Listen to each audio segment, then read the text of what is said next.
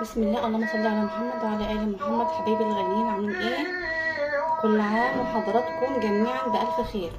طبعا النهارده اول يوم في الصيام.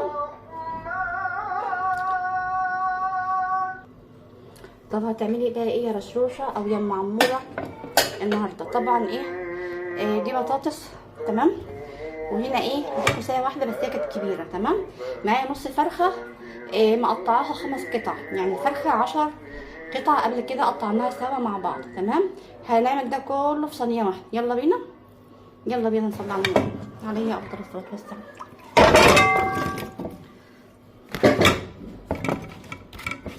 طبعا ده الصينيه الكبيره لان ان شاء الله هتشيل كل الحاجات دي. معايا هنا بصلايه كده محترمه او 2.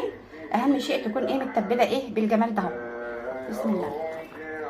خلاص خلاص يا رشروش. معايا كمان هنا طماطم مقطعاها برده، يعني اتكيت عليها تكه كده. معايا هنا معلقه توم صغيره. التوم ده اختياري، بس هو بصراحه يا جماعه بيبقى تحفه. خلاص خلاص. بسم الله الرحمن الرحيم.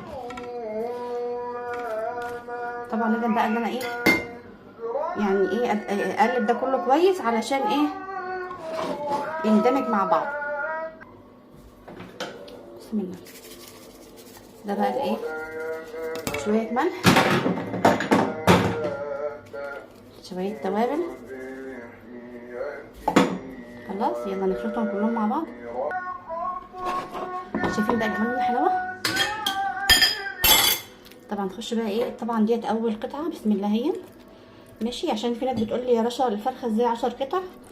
اول حاجه النص اللي تحتاني 4، دي كمان قطعه 2 3،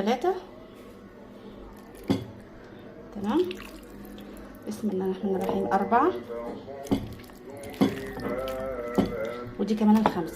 يبقى كده ده كله الصدر يا جماعه اهو، ماشي. هو ده التوفير، وفي نفس الوقت بدل ما تاكلي مره واحده في الاسبوع فرخه هنقسمها على مرتين، يعني تاكلي في الاسبوع مرتين فراخ، تمام تمام. يبقى ده 1 2 3 4 ودي 5. خلاص خلاص. طبعا بقى دي يا جماعه انا بسميها صينيه الانقاذ. ولا لسه بقى هتضربي الطماطم في الخلاط ولا هتسبكي ولا الموال ده خالص. كل ما عليكي كله ببعضه، بس اهم شيء التتبيله. طبعا عندي هنا بقى معلقتين صلصه مع شويه ميه. خلاص. بسم الله.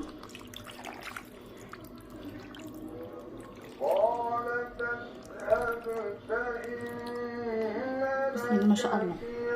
يلا انت كمان اعملي زيي.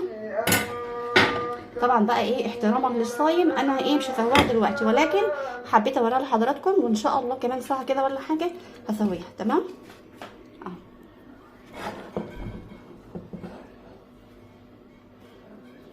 يا رب تكون تعجبكم. ما تنسوش تقولوا لي رايكم. في امان الله، مع فيديو جديد ان شاء الله.